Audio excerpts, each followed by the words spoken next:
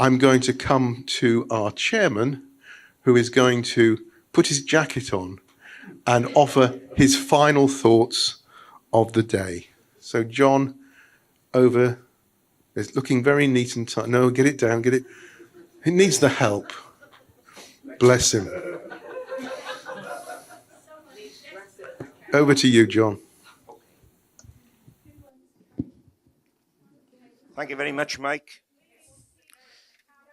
Thank you for managing a fabulous afternoon session. So, what a wonderful day that's been, eh? I think, can we have a round of applause for all the hard-working committee members developing such a fabulous and entertaining programme. So we started with a good news story from our host health board, host hospital, host town, from over the way there in the Milo. Andrew, a bit concerning. I think he highlighted my interpretation was from that we may never beat biofilms by looking at traditional methods. They've been on Earth a lot longer than us. So yeah, that's a bit concerning. We then went on to the sterile barrier discussion, which again was a fabulous session. 3 wonderful speakers and a fascinating outlook on the issues we have maintaining sterility of our sets. For me, the one area perhaps we didn't really cover and is a major issue for infection control teams is theatre storage, because we go to a lot of trouble. We produce these wonderful sets and then they're packed and stored tray on top of tray on top of tray. So they will damage what we do in the SSD, which is a little bit concerning. I thought if I had to pick a winner of the 3, it would be Dan for his can of Stella. I thought that was an absolute fabulous presentation, bit of humour.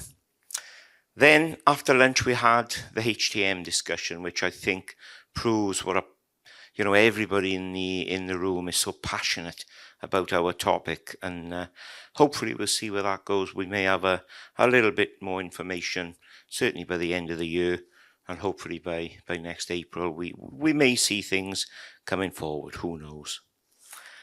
Gail, what a practical presentation. A bit of a, how can I say, a look back through history there, Gail, but we're still seeing the same problems, aren't we, today that we may have years ago. And I think, yeah, something hospital designers have to be, be aware of with either department refurbishments or new hospital developments. And then Alistair finished it off with a innovative look at instrument coatings, very scientific presentation, that, and absolutely fabulous. So just looking tail end of last week, I was looking back in the archives, and I'd like to ask, do things really change? Yeah, looking at the third annual scientific meeting in Bristol in June 1961. Did anybody attend that, by the way? Yeah. Yeah, no, I wasn't there. Yeah, and it was at 8:15 p.m. on the evening. There was a workshop on packaging systems. Yeah, so have things really changed? How many? 64 years later, we're still talking about it. So, yeah, that's very interesting. Then, in the 5th meeting, which was held at the Seaburn Hotel, Sunderland. Yeah, anybody at that meeting? No? I think David Hurrell must have been there at that one. But yeah, an interesting one.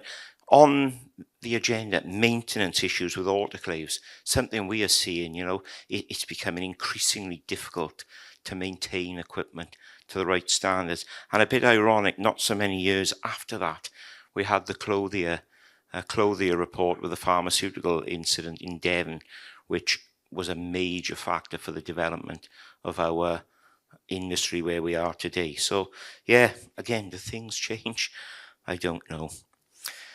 So things will change from our perspective. We now look forward to the annual scientific meeting next April, 20th, 21st of April.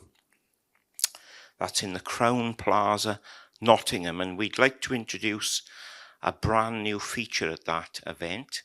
Mike came up with the idea. It's a fabulous idea. We're going to have a Dragon's Den. Yeah.